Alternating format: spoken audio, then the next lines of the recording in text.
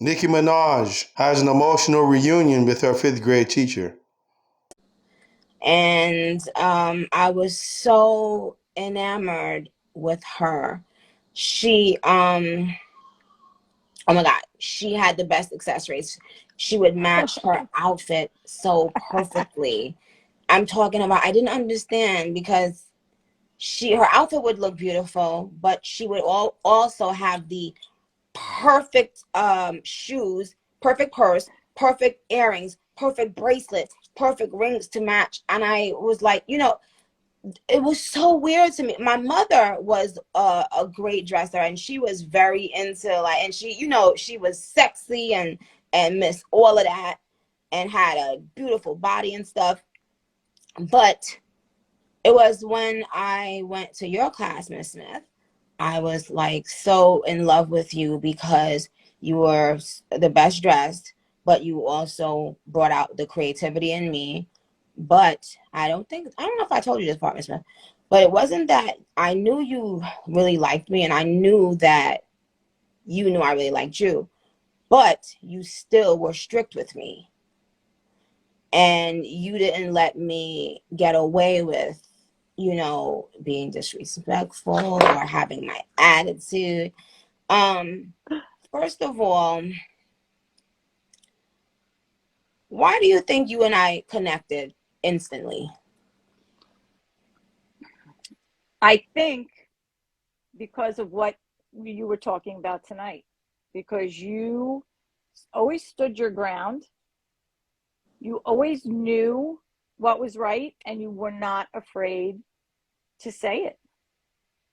And I admired that in you. I really did. And listen, you were so, for people who don't know, I started in our school. I always loved drama and singing. Not that I could sing, but I loved it. And you were the star of my plays, and I loved doing it. And I remember, and I have video of you talking on the microphone and crying and saying, giving me an award. And like, I will never forget that.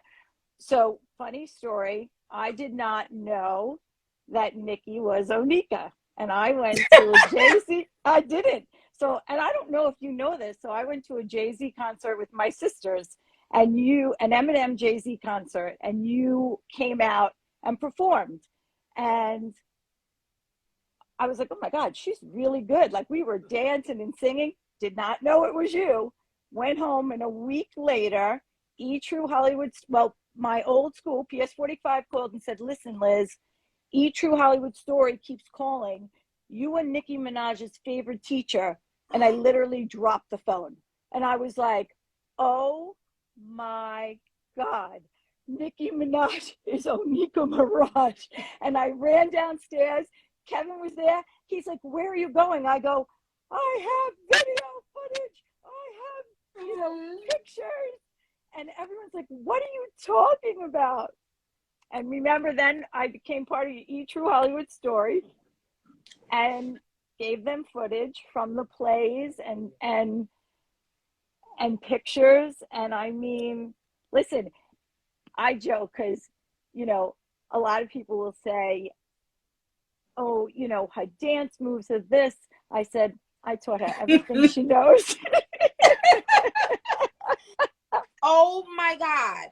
You didn't know that whole time, Miss Smith? No, not until they reached out to me. Yeah. And I mean, I'm not even kidding. Like, those were my best, those years were my best. They were the best teaching. I went on to teach for many years and then become a guidance counselor, but those were my most memorable. And I have our picture in my house. And What? um, so, funny enough, I was with people last week and we were telling them the story, and you liked one of my posts. And the next day I was with them again, and she was like, oh my God, I can't believe that you were Nicki Minaj's teacher. And I said, well, here, let me show you. She liked the post, and the friends we were with, she goes, I'm in those pictures. She liked the picture. Oh my God. Well, First of all, Miss Smith, do not tell that story, because me crying on the stage that day after the play got me dumped by my boyfriend. No. Yes, he dumped me. Anthony, stupid self. He wasn't in our class. He was in the other class. And for some reason, and he was new to the school, so he was embarrassed that they was all making fun of him. He was only like my boyfriend for like 2 days, and then everybody started saying, ha ha, she cried, good, ha ha. And he gonna dump me. Well, there you go. Kids are mean.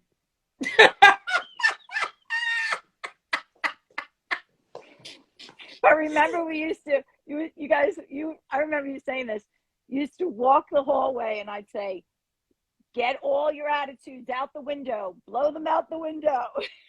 No, I was talking back in class, and you told me, go stand by the window and say, attitude, so I could get my attitude out. And I had to walk in front of the window, in front of the whole class, and I was and like, blow your attitude out. Oh God, you guys were, oh, I miss those years. Well, I don't, and you were into arts and crafts as well, and I loved it. I didn't know how you were able to draw. What is the thing? It's called, Miss Smith. Is it something glyphics? Oh yeah, calligraphy. Calligraphy. Yeah. You knew how to do. Did you learn that, or did you just? I taught it myself. I mean, I was okay at it, but I could have been better. But we did a lot of that. Remember, we used to do a lot of art projects, and we did so much. You know what? That's when teaching was fun.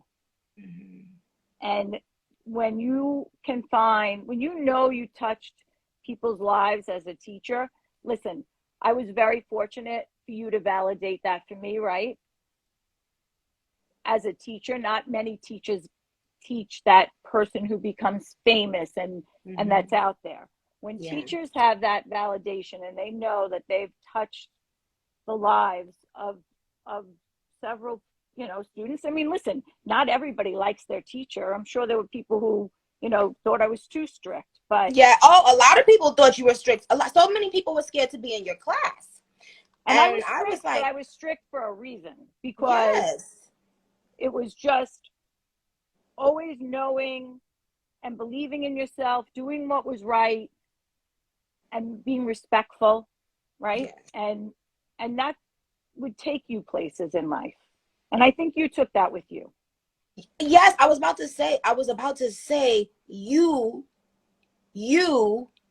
showed me how a powerful woman could keep her femininity while still being a freaking boss and still demanding respect. Because as a kid, I didn't really know how to articulate it, but I would go in other classes, or, like, let's say if a substitute teacher came in, or other teachers that I had to be around, I would see how they weren't able to demand the respect of the class. They weren't able to calm the children down.